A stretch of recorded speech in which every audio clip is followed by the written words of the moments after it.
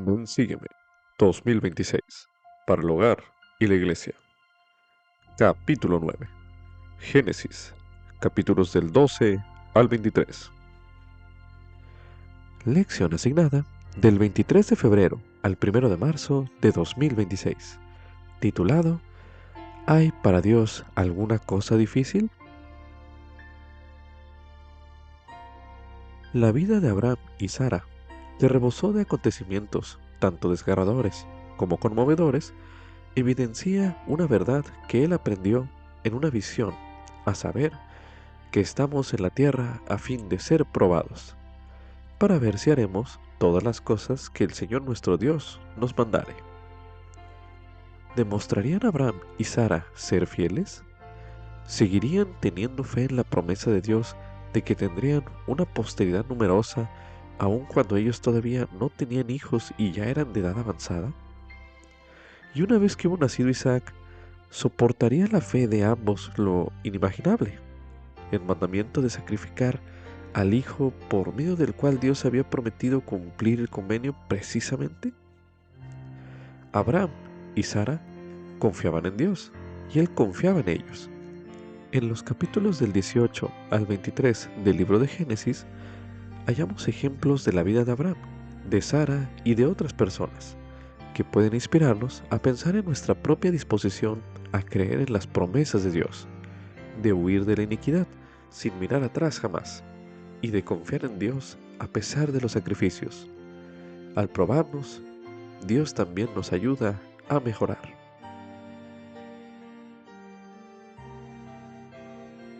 Como subtítulo: Dios cumple sus promesas en su propio tiempo. Esto es correspondiente a Génesis, en el capítulo 18, los versículos del 9 al 14, y en el capítulo 21, los versículos del 1 al 7. El Señor ha hecho promesas gloriosas a los fieles, pero a veces las circunstancias de nuestra vida pueden hacer que nos preguntemos cómo sería posible que se cumplan dichas promesas. Es posible que Abraham y Sara se hayan sentido de esa manera. ¿Qué aprende usted de las vivencias de ellos? Tal vez para ello sea útil comenzar su estudio repasando lo que el Señor había prometido a ellos en las Escrituras. Para hacer este ejercicio, a continuación se leerá en Génesis capítulo 17, el versículo 4, así como también del 15 al 22. Y durante su lectura, medite en cómo reaccionaron Abraham y Sara. Estos versículos se leerán a continuación. En cuanto a mí, he aquí, mi convenio es contigo. Serás padre de muchas naciones. Dijo también Dios a Abraham: a Sarai tu esposa no la llamarás Sarai, mas Sara será su nombre. Y la bendeciré y también te daré de ella un hijo. Sí, la bendeciré. Y vendrá a ser madre de naciones, reyes de pueblos saldrán de ella. Entonces Abraham se postró sobre su rostro y se rió, y dijo en su corazón: ¿a hombre de 100 años ha de nacer hijo? ¿Y Sara ya de 90 años ha de dar a luz? Y dijo Abraham a Dios: ojalá Ismael viva delante de ti. Y respondió Dios: ciertamente Sara, tu esposa, te dará un hijo, y llamarás su nombre Isaac. Y confirmaré mi convenio con él como convenio eterno para su descendencia después de él. Y en cuanto a Ismael, también te he oído. He aquí que le bendeciré y le haré fructificar y multiplicarse en gran manera. 12 príncipes engendrará, y haré de él una gran nación. Mas yo estableceré mi convenio con Isaac, el que Sara te dará a luz por este tiempo el año que viene. Y acabó de hablar con él, y subió Dios de estar con Abraham. A continuación se leerá de la traducción inspirada del profeta José Smith de Génesis, capítulo 17, el versículo 23, el cual dice lo siguiente: Entonces Abraham se postró sobre su rostro y se regocijó, y dijo en su corazón: a hombre de 100 años ha de nacer hijo, y Sara, ya de 90 años, ha de dar a luz. Continuando con este ejercicio de reflexión, ahora leeremos en Génesis, capítulo 18, los versículos del 9 al 12, que dicen lo siguiente. Y le dijeron: ¿dónde está Sara tu esposa? Y él respondió: aquí en la tienda. Entonces dijo: de cierto volveré a ti según el tiempo de la vida, y he aquí, Sara, tu esposa, tendrá un hijo. Y Sara escuchaba a la puerta de la tienda que estaba detrás de él. Y Abraham y Sara eran viejos, entrados en años. A Sara le había cesado ya la costumbre de las mujeres. Se rió pues Sara para sí, diciendo: ¿después que envejecido tendré deleite, siendo también mi señor ya viejo? A continuación se leerá en Génesis capítulo 18 el versículo 14, para dar énfasis a la siguiente pregunta, el cual dice lo siguiente. ¿Hay para Dios alguna cosa difícil?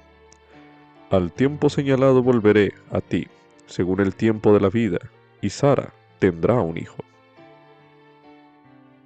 Medite a continuación. ¿Cómo respondió el Señor para ayudarlos a Abraham y Sara a tener más fe en sus promesas?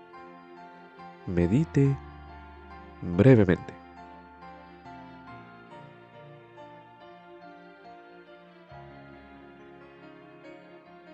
Ahora leeremos en Génesis, capítulo 21, los versículos del 1 al 7, para dar énfasis a las siguientes preguntas, los cuales dicen lo siguiente.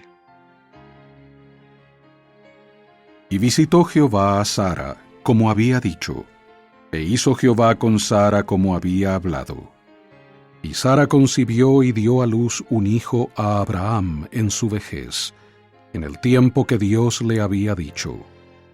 Y llamó a Abraham el nombre de su hijo que le nació, que le dio a luz Sara, Isaac. Y circuncidó Abraham a su hijo Isaac de 8 días, como Dios le había mandado. Y era Abraham de 100 años cuando le nació su hijo Isaac. Entonces dijo Sara: Dios me ha hecho reír, y cualquiera que lo oyere se reirá conmigo. Y añadió: ¿quién le hubiera dicho a Abraham que Sara había de amamantar hijos? Pues le he dado un hijo en su vejez. Ahora medite a continuación. Que haya usted en estos versículos que fortalezca la fe de usted.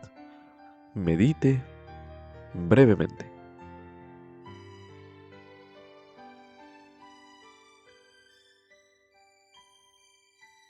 Ahora medite. ¿Qué otras experiencias, tanto en su vida personal como en la vida de otras personas, han fortalecido su fe en que el Señor cumplirá las promesas que ha hecho en su propio tiempo y a su propia manera? Medite nuevamente.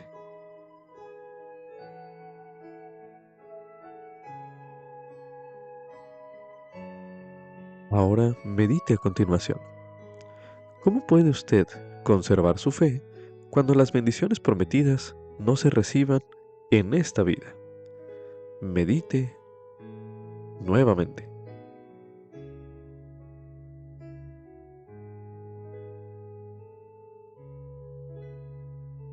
A continuación se leerá en el libro de Hebreos, en el capítulo 11, los versículos del 8 al 13, que dicen lo siguiente. Por la fe, Abraham, siendo llamado, obedeció para salir al lugar que había de recibir como heredad, y salió sin saber a dónde iba.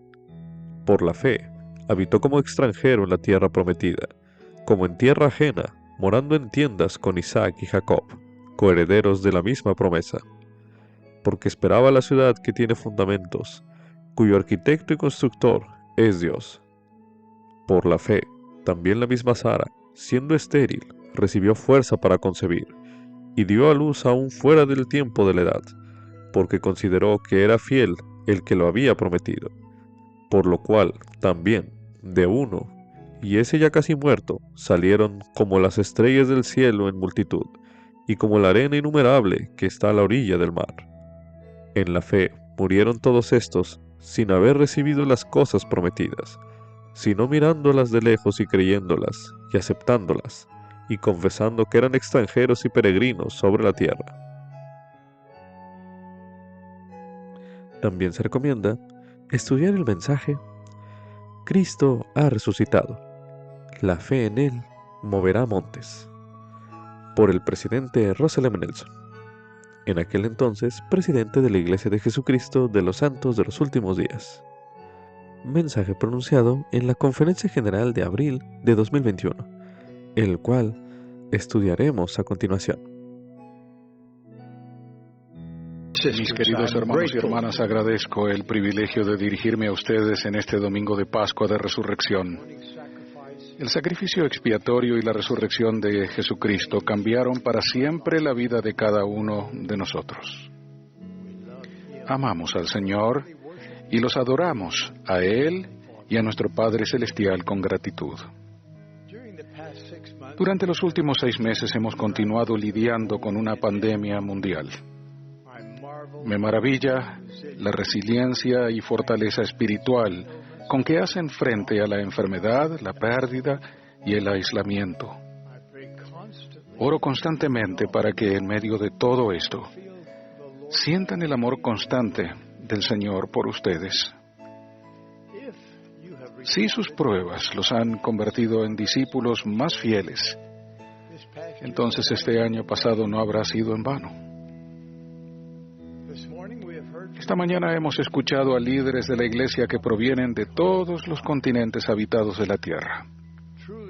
En verdad, las bendiciones del Evangelio son para toda raza, lengua y pueblo. La Iglesia de Jesucristo de los Santos de los Últimos Días es una iglesia mundial. Jesucristo es nuestro líder.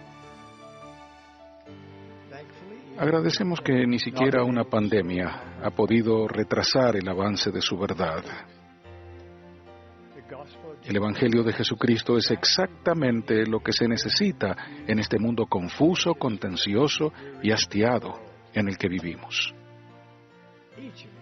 Cada uno de los hijos de Dios merece la oportunidad de escuchar y aceptar el mensaje sanador y redentor de Jesucristo.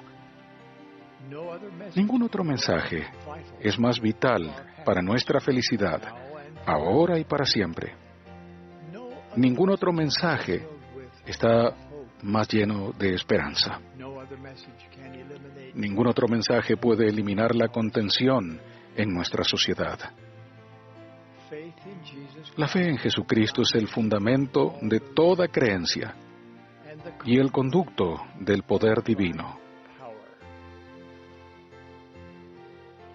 Según el apóstol Pablo, sin fe es imposible agradar a Dios, porque es necesario que el que se acerca a Dios crea que Él existe y que es galardonador de los que le buscan.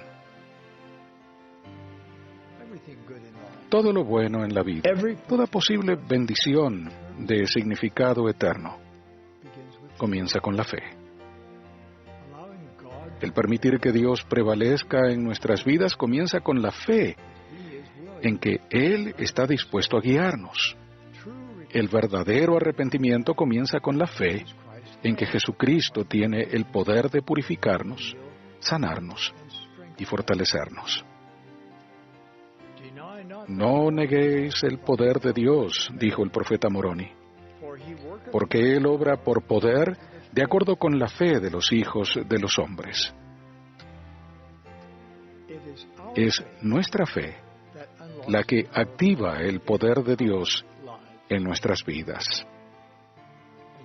No obstante, el ejercer la fe puede parecer abrumador. A veces, quizás nos preguntemos si es posible reunir la fe suficiente para recibir las bendiciones que tanto necesitamos. Sin embargo, el Señor puso fin a esos temores mediante las palabras de Alma, el profeta del libro de Mormón. Alma simplemente nos pide que experimentemos con la palabra y ejercitemos un poco de fe. Sí, aunque no sea más que un deseo de creer. La frase un poco de fe me recuerda la promesa bíblica del Señor de que si tuviésemos fe como un grano de mostaza, podremos decir a este monte, pásate de aquí allá, y se pasará, y nada nos será imposible. El Señor comprende nuestra debilidad mortal. Todos vacilamos a veces, pero también conoce nuestro gran potencial. La semilla de mostaza comienza pequeña, pero crece hasta convertirse en un árbol lo suficientemente grande como para que los pájaros aniden en sus ramas. La semilla de mostaza representa una fe pequeña, pero creciente. El Señor no requiere que tengamos una fe perfecta para tener acceso a su poder perfecto, pero sí nos pide que creamos. Mis queridos hermanos y hermanas, mi llamado a ustedes esta mañana de Pascua de Resurrección es que comiencen hoy a aumentar su fe. Mediante su fe, Jesucristo aumentará la capacidad de ustedes para mover los montes que haya en su vida. Aunque sus desafíos personales puedan ser tan grandes como el monte Everest. Sus montes pueden ser la soledad, la duda, las enfermedades y otros problemas personales. Sus montes serán distintos. No obstante, la respuesta a cada uno de sus desafíos es aumentar su fe. Eso requiere trabajo. Los aprendices perezosos y los discípulos negligentes siempre tendrán dificultades para reunir, aunque sea, un poco de fe. Se requiere esfuerzo para hacer algo bien. Y el convertirnos en verdaderos discípulos de Jesucristo no es una excepción. Para aumentar la fe y confianza en Él, se requiere esfuerzo. Permítanme brindarles 5 sugerencias para ayudarlos a desarrollar esa fe y esa confianza. Primero, estudien. Conviértanse en aprendices dedicados. Sumérjanse de lleno en las Escrituras para comprender mejor la misión y el ministerio de Cristo. Conozcan la doctrina de Cristo para que comprendan el poder que ella tiene para su vida. Interioricen la verdad de la expiación de Jesucristo y cómo se aplica a ustedes. Él tomó sobre sí nuestras aflicciones, errores, debilidades y pecados. Todo eso lo tomó sobre sí. Él pagó el precio compensatorio y nos dio el poder para mover todos los montes que afrontemos. Obtenemos ese poder con la fe, la confianza y la voluntad de seguirlo. Para mover esos montes quizás se requiera un milagro. Aprendan acerca de los milagros. Los milagros se realizan de acuerdo con su fe en el Señor. Un aspecto fundamental de esa fe es que confíen en la voluntad y en el tiempo del Señor, en cómo y cuándo los bendecirá con la ayuda milagrosa que desean. Solo su incredulidad no permitirá a Dios bendecirlos con milagros para mover los montes de su vida. Cuanto más aprendan acerca del Salvador, más fácil será confiar en su misericordia, en su amor infinito y en su poder fortalecedor, sanador y redentor. El Salvador nunca está más cerca de ustedes que cuando se enfrentan o escalan un monte con fe. Segundo, decidan creer en Jesucristo. Si tienen dudas sobre Dios el Padre y su Hijo amado, o de la legitimidad de la resurrección, o de la veracidad del llamamiento divino de José Smith como profeta, decidan creer y permanezcan fieles. Lleven sus preguntas al Señor y a otras fuentes fidedignas. Estudien con el deseo de creer, más que con la esperanza de encontrar una falla en la trama de la vida de un profeta o una discrepancia en las Escrituras. Dejen de aumentar sus dudas al compartirlas con otros incrédulos. Permitan que el Señor los guíe en su trayecto de descubrimiento espiritual y personal. Tercero, actúen con fe. ¿Qué harían si tuviesen más fe? Mediten en ello. Escriban al respecto. Después, reciban más fe haciendo algo que requiera más fe. Cuarto, participen de las ordenanzas sagradas de manera digna. Las ordenanzas activan el poder de Dios en la vida de cada uno. Y quinto, pidan ayuda a su Padre Celestial en el nombre de Jesucristo. La fe requiere trabajo. El recibir revelación requiere trabajo. Pero todo el que pide, recibe. Y el que busca, halla. Y al que llama, se le abrirá. Dios sabe qué es lo que les ayudará a aumentar su fe. Pidan. Y luego, vuelvan a pedir. Un incrédulo podría decir que la fe es para los débiles. Pero tal afirmación pasa por alto el poder de la fe. ¿Creen que los apóstoles del Salvador habrían seguido enseñando su doctrina después de su muerte, poniendo a riesgo sus vidas, si hubieran dudado de él? ¿Habrían sufrido José y Hiram Smith la muerte de mártires defendiendo la restauración de la Iglesia del Señor si no hubieran tenido un testimonio firme de que era verdad?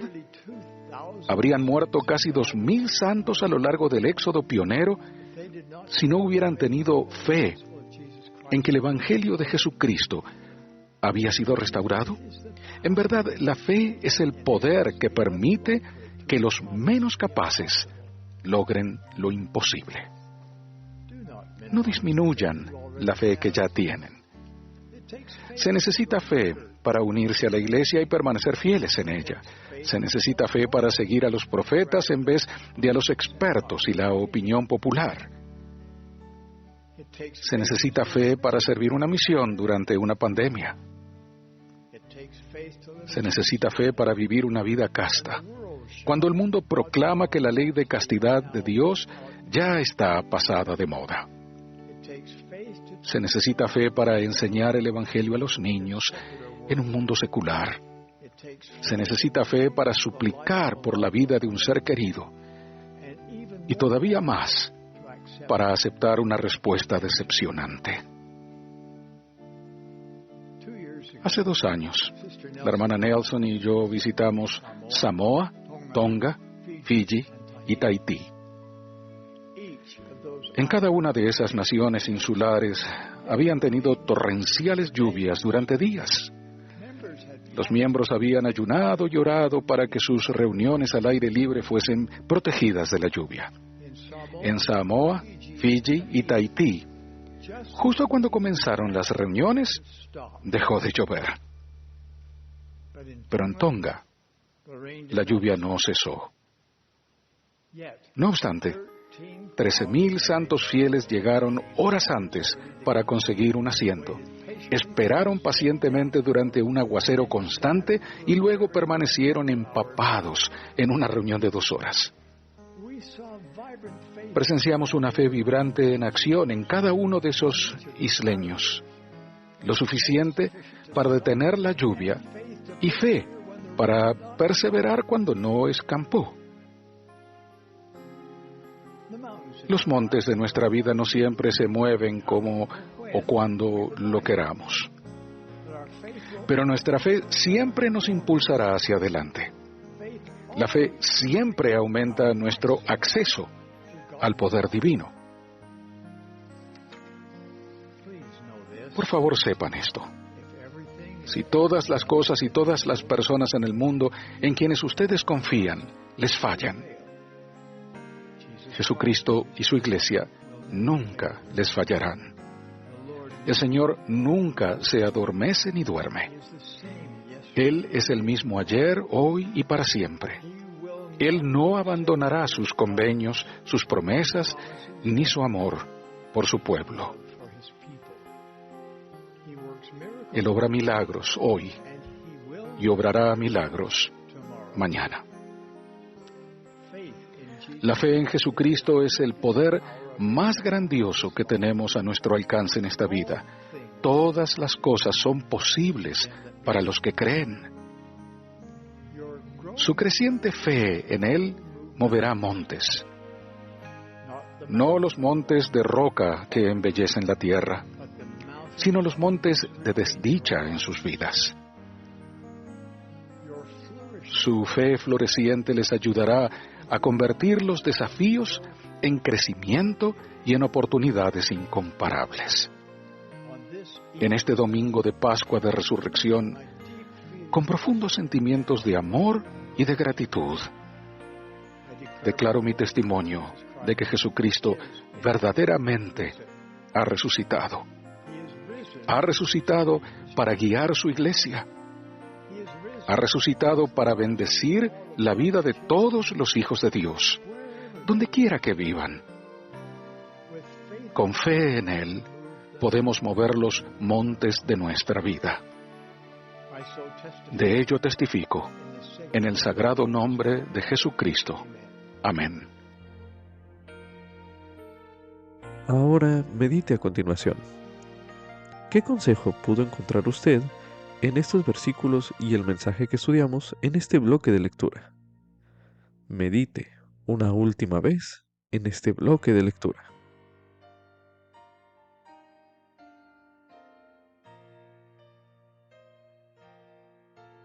Ahora leeremos en Doctrina y Convenios, en la sección 88, el versículo 68, el cual dice lo siguiente: Por tanto, santificaos para que vuestras mentes se enfoquen únicamente en Dios, y vendrán los días en que lo veréis, porque os descubrirá su faz, y será en su propio tiempo, y a su propia manera, y de acuerdo con su propia voluntad. Como subtítulo: El Señor me manda huir de la iniquidad y no mirar atrás. Esto es correspondiente a Génesis, en el capítulo 19, los versículos del 12 al 29, los cuales se leerán a continuación. Y dijeron los varones a Lot: ¿Tienes aquí alguno más? Saca de este lugar a tus yernos, y a tus hijos, y a tus hijas, y todo lo que tienes en la ciudad, porque vamos a destruir este lugar, por cuanto el clamor de ellos ha subido de punto delante de Jehová. Por tanto, Jehová nos ha enviado para destruirlo. Entonces salió Lot, y habló a sus yernos, los que habían de casarse con sus hijas, y les dijo: Levantaos, salid de este lugar, porque Jehová va a destruir esta ciudad. Mas les pareció a sus yernos que bromeaba. Y al rayar el alba los ángeles daban prisa a Lot, diciendo: Levántate, toma a tu esposa y a tus 2 hijas que se hallan aquí, para que no perezcas en el castigo de la ciudad. Y demorándose él, los varones le asieron de la mano, y de la mano de su esposa, y de las manos de sus 2 hijas, según la misericordia de Jehová para con él. Y le sacaron y le pusieron fuera de la ciudad. Y aconteció que cuando los hubieron llevado fuera, uno dijo: Escapa por tu vida, no mires tras ti ni pares en toda esta llanura, escapa al monte, no sea que perezcas. Ahora medite a continuación. ¿Qué lecciones aprende usted en cuanto a huir de la iniquidad al leer sobre Lot y su familia? Medite brevemente.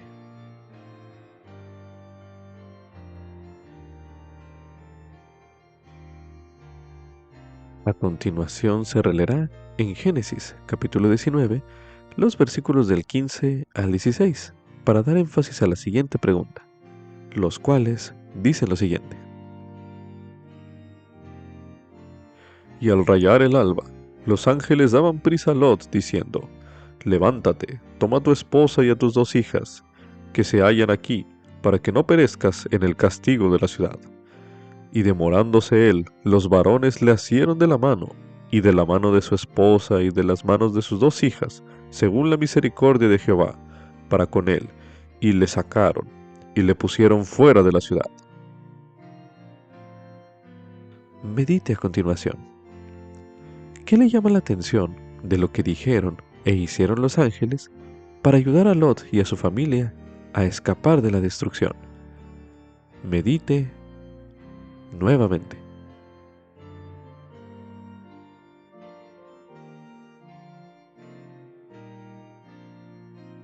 Ahora medite. ¿De qué modo le ayuda el Señor a usted y a su familia a huir o a buscar protección de las influencias malignas que hay en el mundo? Medite brevemente.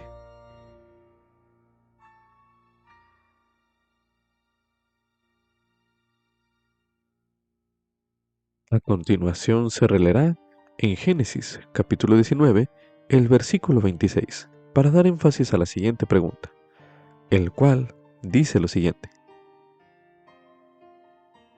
Entonces la esposa de Lot miró atrás, a espaldas de él, y se volvió estatua de sal.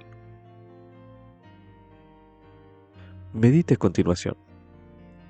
¿En qué situaciones usted pudo haberse sentido tentado a mirar atrás cuando debería estar mirando hacia adelante con fe en el Salvador? Medite brevemente.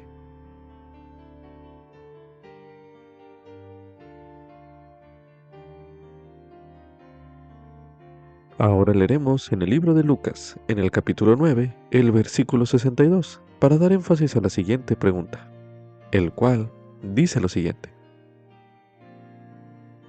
Y Jesús le dijo, ninguno que pone su mano en el arado y mira hacia atrás es apto para el reino de Dios.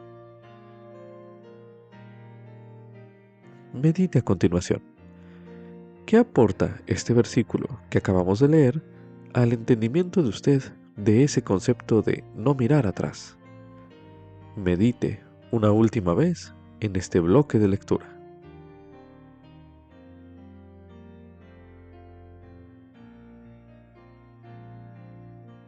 También se recomienda estudiar de la traducción inspirada del profeta José Smith de Génesis capítulo 19, los versículos del 9 al 15, los cuales se leerán a continuación. Y le dijeron, quítate de ahí, y se enojaron con él. Y dijeron entre sí, este hombre vino aquí para habitar entre nosotros, y ahora quiere hacerse juez. Le haremos más mal a él que a ellos. Por tanto, dijeron al hombre, tomaremos a los varones y también a tus hijas, y haremos con ellos como bien nos parezca. Y esto era conforme a la iniquidad de Sodoma. Y Lot dijo, he aquí ahora yo tengo 2 hijas que no han conocido varón. Permitidme, os ruego, suplicar a mis hermanos que no os las saque yo afuera, y no haréis con ellas como bien os pareciere. Pues Dios no justificará a su siervo en esto. Por tanto, permitidme suplicar a mis hermanos solamente esta vez, que a estos varones no hagáis nada, a fin de que tengan paz en mi casa, pues vinieron a la sombra de mi tejado. Y ellos se enojaron con Lot, y se acercaron para romper la puerta. Entonces los ángeles de Dios, que eran varones santos, extendieron la mano y metieron a Lot en casa con ellos, y cerraron la puerta. Como subtítulo, ¿qué hizo mal la esposa de Lot?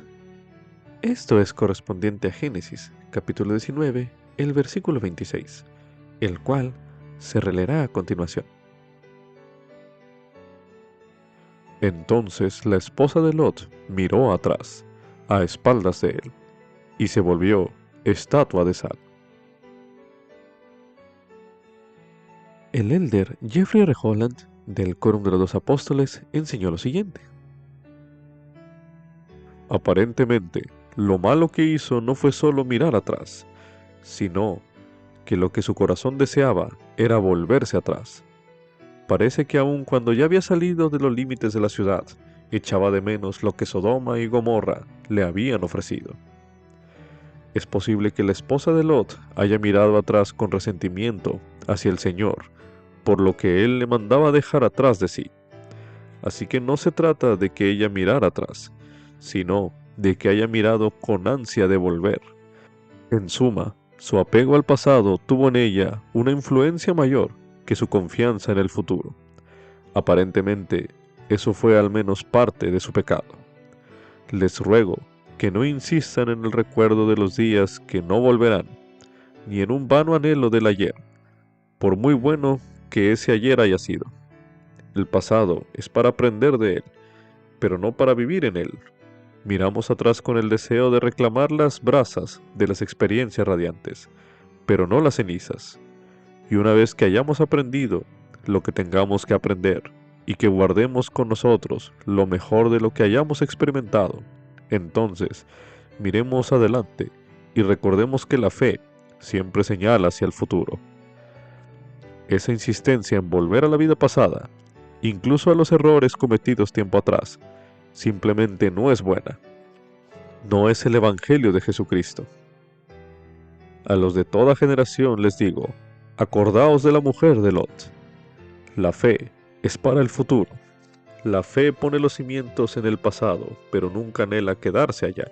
La fe confía en que Dios tiene grandes cosas reservadas para cada uno de nosotros, y en que Cristo es en verdad el sumo sacerdote de las cosas buenas por venir.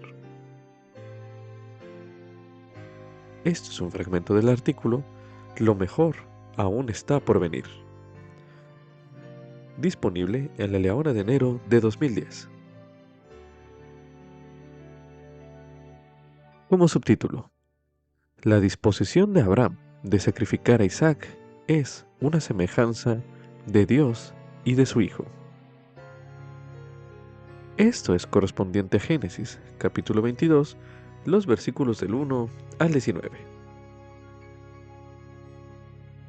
Aunque no conocemos todas las razones por las que Dios mandó a Abraham que ofreciera a Isaac en sacrificio, sí sabemos que fue una prueba a su fe en Dios. También sabemos que fue una semejanza de Dios y de su Hijo unigénito. Al leer los versículos que se leerán en este bloque de lectura, usted podría buscar símbolos o semejanzas entre la ofrenda de Isaac, de Abraham, y la ofrenda del Padre Celestial, de su Hijo, Jesucristo. Si lo desea, usted puede escribir lo que encuentre en un cuadro semejante a lo que se recomienda a continuación. En la primera columna, usted escribiría lo que aprenda de la historia de Abraham e Isaac, y ese símbolo. Y en la columna de la derecha, usted explicaría la relación que hay entre el Padre Celestial y Jesucristo, comparándolos con ese símbolo. Por ejemplo, en la historia de Abraham y Isaac, usted podría ver que Isaac era el hijo unigénito de Abraham y Sara. Y en la segunda columna, usted pudiera ver que Jesús es el hijo unigénito del Padre. Tomando como referencia este modelo, a continuación estudiaremos en Génesis, capítulo 22, los versículos del 1 al 19, que dicen lo siguiente. Y aconteció después de estas cosas, que Dios puso a prueba a Abraham, y le dijo, Abraham, y él respondió, heme aquí. Y Dios dijo, toma ahora a tu hijo, tu único, Isaac, a quien amas, y vete a tierra de Moria, y ofrécelo allí en holocausto sobre uno de los montes que yo te diré. Y Abraham se levantó muy de mañana, y ensilló su asno, y tomó consigo a 2 criados suyos y a Isaac, su hijo, y cortó leña para el holocausto, Y se levantó y fue al lugar que Dios le había dicho. Al tercer día alzó Abraham sus ojos y vio el lugar de lejos. Entonces dijo Abraham a sus criados: «Esperad aquí con el asno, y yo y el muchacho iremos hasta allá, y adoraremos y volveremos a vosotros». Y tomó Abraham la leña del holocausto y la puso sobre Isaac, su hijo.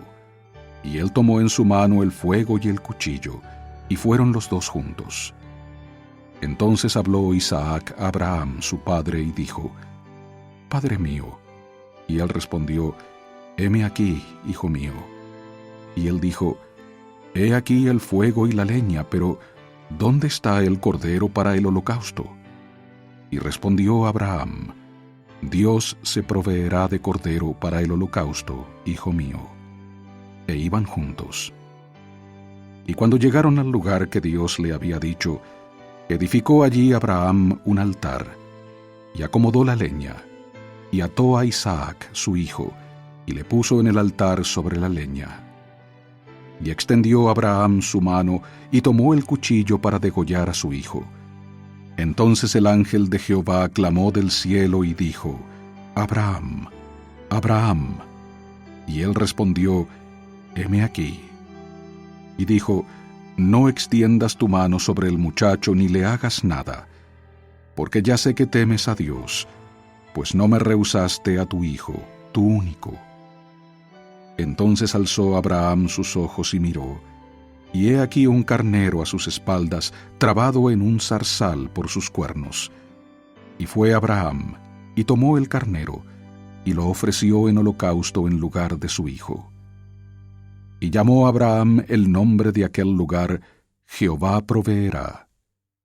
Por tanto se dice hoy: en el monte de Jehová será provisto.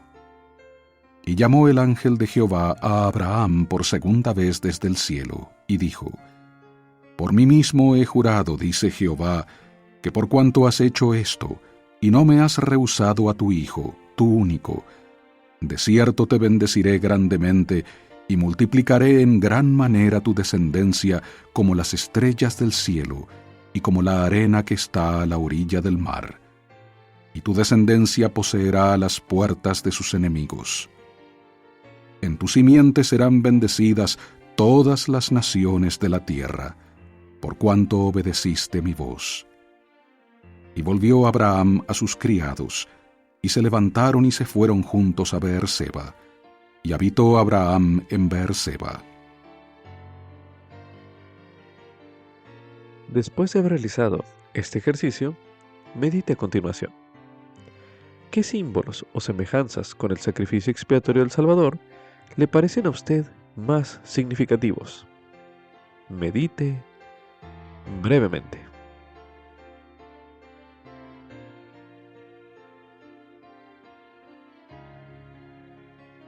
A continuación, se le invita a considerar, cantar o leer la letra de algún himno que demuestre el amor del Padre Celestial por nosotros, tal como el himno «El Padre tanto nos amó».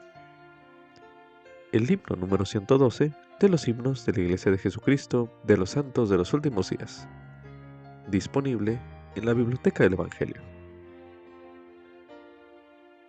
Usted también podría anotar sus sentimientos e impresiones acerca del Padre Celestial y Jesucristo, y del sacrificio que ellos hicieron por usted. Coloque pausa a este recurso de audio y haga este ejercicio ahora mismo.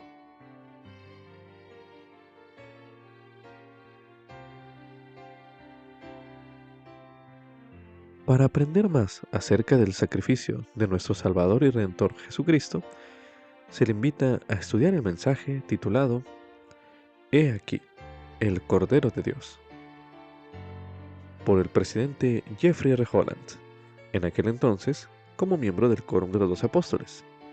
Mensaje pronunciado en la Conferencia General de abril de 2019, el cual estudiaremos a continuación. Alzando la vista desde la orilla y mirando más allá de las multitudes que acudían a él para que las bautizara, Juan el Bautista vio en la distancia a su primo, Jesús de Nazaret, caminando con resolución hacia Él para pedirle lo mismo,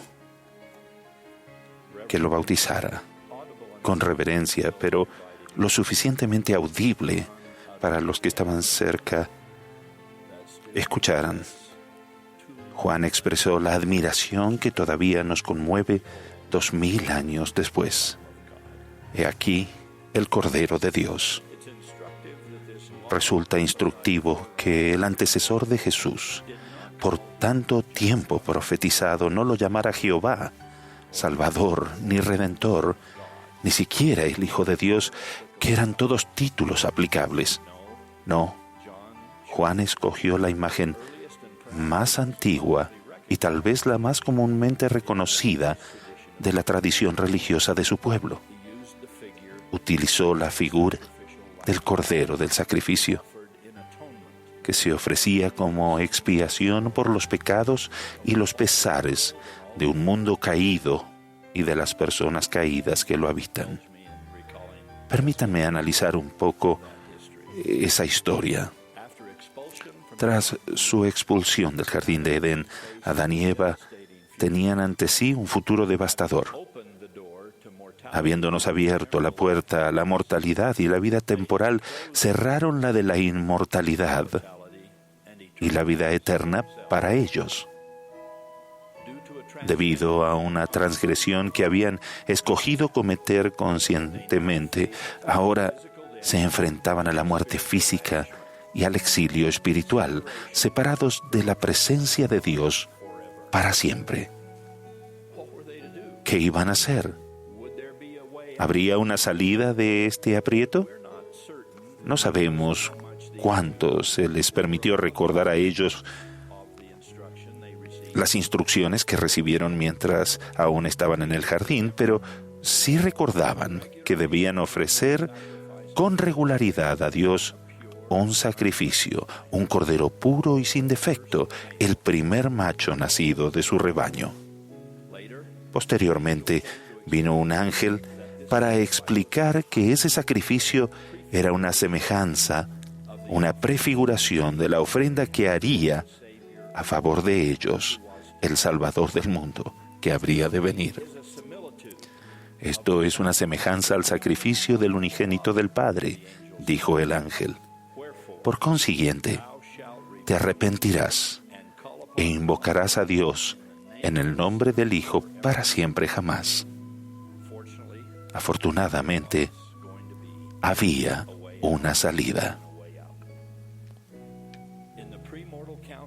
En los concilios premortales del cielo, Dios había prometido a Adán y a Eva y a todos nosotros que recibirían ayuda de su puro e inmaculado Hijo primogénito, el Cordero de Dios, que fue inmolado desde el principio del mundo, como más adelante lo describiría el apóstol Juan. Al ofrecer sus propios corderos simbólicos en la vida mortal, Adán y su posteridad expresaban su entendimiento del sacrificio expiatorio de Jesús, el ungido, así como su dependencia de dicho sacrificio. Posteriormente, el tabernáculo erigido en el desierto se convertiría en el escenario de esta ordenanza y después sería el templo de Salomón.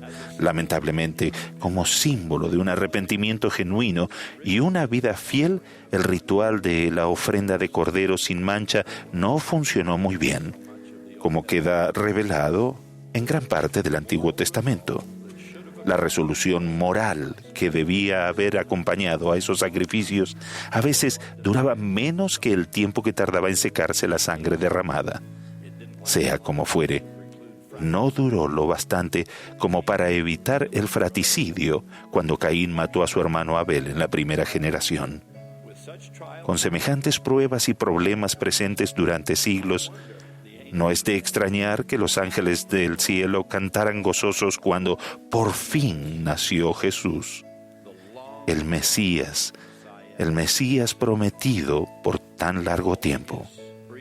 Luego, tras su breve ministerio terrenal, el más puro de todos los corderos pascuales preparó a sus discípulos para su muerte, presentándoles la Santa Cena del Señor, una forma más personal de la ordenanza que se había iniciado fuera del Edén. Aún iba a haber una ofrenda que incluiría un sacrificio, pero con un simbolismo mucho más profundo, introspectivo y personal que el derramamiento de la sangre de un cordero primogénito. Después de su resurrección, el Salvador dijo a los nefitas: «Y vosotros ya no me ofreceréis más el derramamiento de sangre, y me ofreceréis como sacrificio un corazón quebrantado y un espíritu contrito. Y al que venga a mí con un corazón quebrantado y un espíritu contrito, lo bautizaré con fuego y con el Espíritu Santo. Por tanto, arrepentíos y sed salvos». Mis amados hermanos y hermanas, con el emocionante nuevo hincapié en el aumento del aprendizaje en el hogar, es crucial que recordemos que aún se nos manda ir a la casa de oración y ofrecer nuestros sacramentos en su día santo. Además de dedicar un tiempo a la instrucción del Evangelio centrada en el hogar, los servicios dominicales modificados tienen como fin reducir la complejidad del horario de las reuniones de una manera tal que se le dé prioridad a la Santa Cena del Señor como el centro de atención sagrado y reconocible de nuestra experiencia semanal de adoración. Debemos recordar de una manera lo más personal posible que Cristo murió a causa de un corazón quebrantado, al tomar completamente Él solo y sobre sí los pecados y el sufrimiento de toda la familia humana. En vista de que nosotros hemos contribuido a esa fatal carga, tal momento exige nuestro total respeto. Por tanto, se nos alienta a venir temprano y reverentes, vestidos de manera adecuada para participar de una ordenanza sagrada. La expresión ropa de domingo ha perdido un poco de su significado en nuestra época, y como aprecio por aquel ante quien nos presentamos, debemos restaurar la tradición del aseo y la buena apariencia donde y siempre que podamos. En cuanto a la puntualidad, siempre se excusará con amor aquellas benditas madres que, cargando con el caos de los hijos, el cereal y las bolsas de pañales, son afortunadas siquiera de llegar a las reuniones. Además, habrá quienes en la mañana del día de reposo evitablemente encuentren su buey caído en un pozo. Sin embargo, a ese último grupo le decimos que resulta comprensible la tardanza ocasional, pero que si el buey está en el pozo cada domingo, les recomendamos seriamente que o vendan el buey o cieguen el pozo. Del mismo modo, extendemos una súplica apostólica para que se reduzca el clamor en el santuario, que son nuestros edificios. Nos gusta conversar los unos con los otros y debemos hacerlo. Es uno de los gozos de asistir a las reuniones de la iglesia, pero no deberíamos hacerlo en el espacio dedicado específicamente a adorar. Temo que cuando nos visite alguien que no es de nuestra fe, se quede sorprendido por lo que en ocasiones puede ser una ruidosa falta de reverencia en un entorno que debería caracterizarse por la oración, la revelación y la paz. Puede que hasta los cielos también se sorprendan. También contribuirá al espíritu de la reunión sacramental que los oficiales que presiden estén en el estrado mucho antes del comienzo, escuchando la música del preludio, dando el ejemplo de reverencia que los demás debemos imitar. Si hay conversación en el estrado, no debe sorprendernos que haya conversación en la congregación. Felicitamos, sin embargo, a los obispados que están eliminando los anuncios que distraen del espíritu de nuestra adoración. Personalmente, no puedo imaginarme a un sacerdote como Zacarías en el antiguo templo del Señor, a punto de participar en el único privilegio reservado para el sumo sacerdote que recibirá en toda su vida. No lo veo deteniéndose ante el altar para recordarnos que solo faltan 6 semanas para una actividad de escultismo y que pronto acaba el periodo de registración. Hermanos y hermanas, esa hora decretada por el Señor es la hora más sagrada de la semana. Por vía de mandamiento nos reunimos para la ordenanza que se recibe de forma más universal en la Iglesia. Lo hacemos en memoria de aquel que pidió si podía pasar de él la copa de la que estaba a punto de beber, solo para seguir adelante, porque sabía que por nuestro bien no podía dejarla pasar. Será útil entonces recordar que un símbolo de esa copa se acerca hacia nosotros por entre las hileras de asientos en ese mismo instante en la mano de un joven de 11 o 12 años. Cuando llegue la hora sagrada de presentar nuestra ofrenda de sacrificio al Señor, tenemos nuestros pecados y faltas que resolver. Pero nuestra contrición será más fructífera si somos conscientes de los demás corazones quebrantados y espíritus apesadumbrados que están a nuestro alrededor. No muy lejos de nosotros está sentado alguien que tal vez haya estado llorando, algunos en forma visible y otras en su interior durante todo el himno sacramental. Podríamos en silencio tomar nota mental de eso y ofrecer a los cielos un trocito de consuelo y un vasito de caridad a favor de ellos o por el miembro triste y con dificultades que no está en la reunión y que, de no ser por algún acto redentor de nuestra parte, tampoco estará allí la próxima semana. O por nuestros hermanos y hermanas que no son miembros de la Iglesia, pero son nuestros hermanos y hermanas. En este mundo no hay escasez de sufrimiento, tanto en la Iglesia como fuera de ella. Así pues, miren en cualquier dirección y encontrarán a alguien cuyo dolor parece demasiado pesado de sobrellevar y cuyas aflicciones parecen no tener fin. Una manera de acordarse siempre de él sería sumarse al gran médico en la tarea interminable de levantar la carga de los que están abrumados y aliviar el dolor de los desconsolados. Amados amigos, al unirnos cada semana en todo el mundo, en lo que esperamos que sea un mayor reconocimiento sagrado del majestuoso sacrificio expiatorio de Cristo, ruego que llevemos al altar sacramental más lágrimas por lo que sufrió y más humildad, cual Cristo mostró. Y entonces, al meditar, orar y renovar nuestros convenios, ruego que tomemos de ese momento sagrado más paciencia para el sufrimiento y más resignación.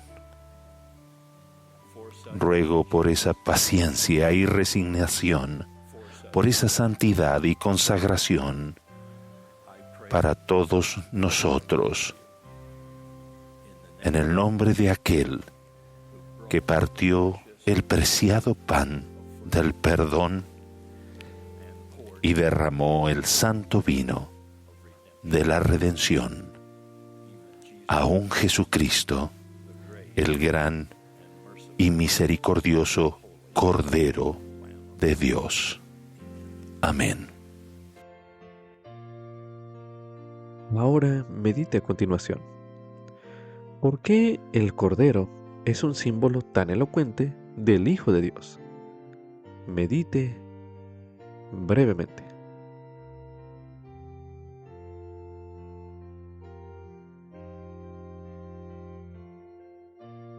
Ahora medite. ¿Qué enseñó el presidente Jeffrey R. Holland en su mensaje que aumente la reverencia de usted por la dádiva del Padre Celestial, de su Hijo?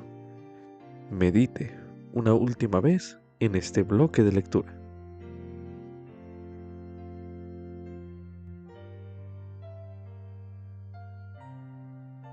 También se recomienda ver el video Equedad, la atadura, un video disponible en la Biblioteca del Evangelio. Con esto concluye Ven Sígueme 2026 para el hogar y la iglesia. Capítulo 9. Génesis, capítulos del 18 al 23. Lección asignada del 23 de febrero al 1 de marzo de 2026, titulado ¿Hay para Dios alguna cosa difícil?